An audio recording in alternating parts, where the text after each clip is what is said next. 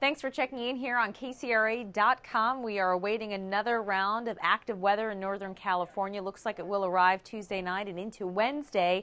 This go around looks like the coldest air stays out to the north, but there'll be plenty of moisture to work with as this long line and stream of cloudiness and this batch of cloud cover here specifically moves into Northern California. It will bring in pretty good amount of rain. We're thinking maybe around an inch, and it will also likely kick up the wind as this system approaches. These winds are going to be coming up from the south. Looking at tomorrow's wind speed, by the afternoon it just turns a little bit breezy. Winds steady between 10 and 15 miles an hour. But look at the winds as we wake up to Wednesday morning. See all these yellow and orange shaded areas here?